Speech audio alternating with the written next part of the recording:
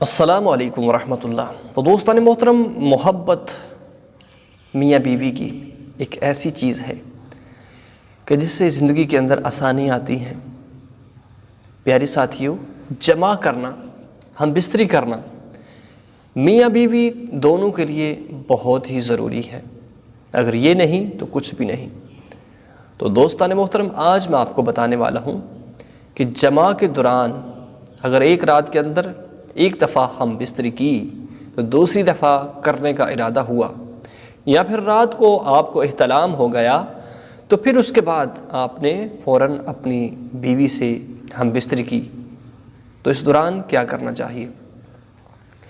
پیارے ساتھیوں، بہت سارے تجربہ کار کہتے ہیں کہ اگر آپ کو احتلام ہو گیا، اس کے بعد آپ نے اپنی ہم بیوی کے ساتھ ہم بستری کی، درمیان میں غسل نہیں کیا، استنجا نہیں کیا، وضو نہیں کیا، اگر آپ ایسا نہیں کرتے تو نقصان ہو سکتا ہے، محبت میں فرق آ سکتا ہے، اور جو اولاد پیدا ہوگی وہ دیوانہ ہوگی، یا پھر بخیل ہوگی، یا پھر معذور ہو سکتی ہے۔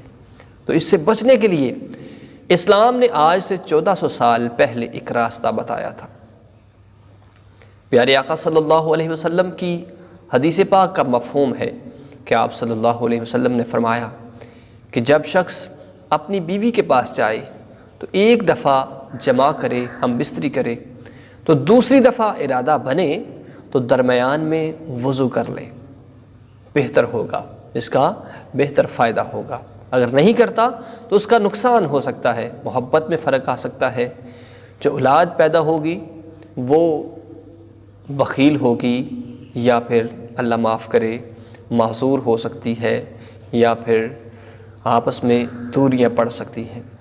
ہر وہ عمل، ہر وہ کام جو ہمارے پیارے نبی نے ہمیں بتایا ہے، اس کے اندر ہماری ہی بہتری ہے، تو ایسے کاموں کو کرنا چاہیے تاکہ ہم آپس میں محبت کو بڑھا سکیں، تاکہ جو ہماری اولاد پیدا ہو وہ ہماری فرما بردار ہو۔ تو ضرور پیارے ساتھیوں، جب دوسری دفعہ ارادہ بنے تو غسل کریں، غسل نہیں تو وضو ضرور کیا کریں، استنجا کر کے وضو کر لیں، اس سے آپ کی ٹائمنگ بہتر ہوگی اور محبت زیادہ ہوگی۔ تو پیارے ساتھیوں، ضرور چینل کو لائک کریں، ویڈیو کو لائک کریں اور چینل کو سبسکرائب کریں، اور ایک پیارا سا کمنٹ ضرور کریں۔ اللہ آپ سب کو سلامت رکھے، آمین ثم آمین۔